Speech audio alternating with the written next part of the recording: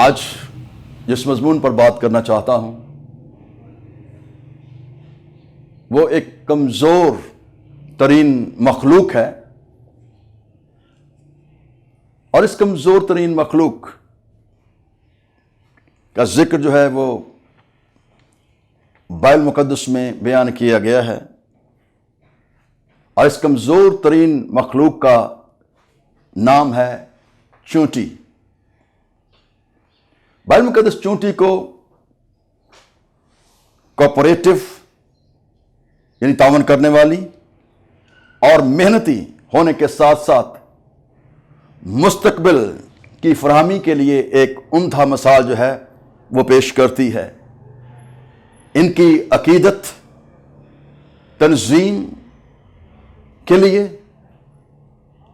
ان کی ہرارکی اور نظام کی بھی مثال جو ہے وہ موجود ہے۔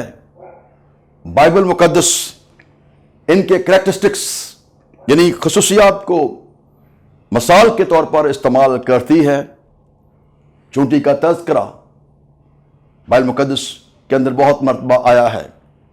سلیمان بن داؤد کی امثال 6 باب اس کی پہلی آیت میں لکھا ہے، آئے کہل چونٹی کے پاس جا، اس کی روشوں پر غور کر اور دانش مند بن۔ آئیے ہم چونٹی کی روشوں پر کچھ دیر کے لیے غور کرتے ہیں۔ چونٹی ایک کمزور مخلوق نظر آتی ہے، لیکن اپنے وجود میں انتہائی محنتی اور جفاکش اور کوآپریٹو ہے۔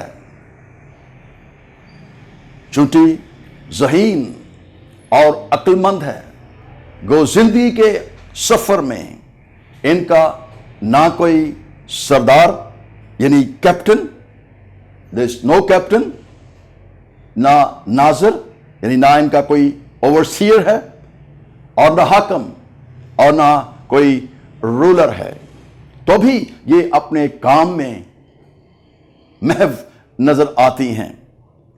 یہ اپنی منزل کا تعین خود کرتی ہیں اور اپنی حدود سے بخوبی واقف ہیں، اور ان لمیٹیشنز سے باہر نہیں نکلتی۔ ان کے مقاصد، ان کا ہدف طویل مدتی ہوتا ہے۔ ہمیشہ یہ مل کر کام کرتی ہیں اور آپس میں ان کی زبردست کمیونیکیشن ہے۔ ٹیم ورک کی صورت میں یہ کام کرتی ہیں۔ ہوشیار بڑھئی یعنی ایکٹیو کارپینٹر اور ممار یعنی میسن کی طرح کام سر انجام دیتی ہیں۔ اپنے گھروں کو زیر زمین سرنگیں بنا کر اپنا نظام جو ہے وہ تشکیل دیتی ہیں اور اپنے گھر کو انتہائی صاف ستھرا رکھتی ہیں۔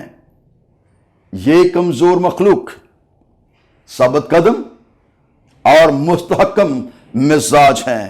ان کے پاس کام کرنے کا ایک وقت ہے اور آرام کرنے کا بھی ایک وقت ہے۔ آرام کرنے کے بعد جب یہ چارج ہو جاتی ہیں تو پھر دوبارہ اپنے کام میں محو ہو جاتی ہیں۔ وقت کی اہمیت کو یہ اچھی طرح جانتی ہیں اور کام کرنے کے لیے ہر وقت تیار رہتی ہیں۔ بغیر تھکے اس وقت تک اپنا کام کرتی ہیں جب تک اپنے کام کو ختم نہ کر لیں۔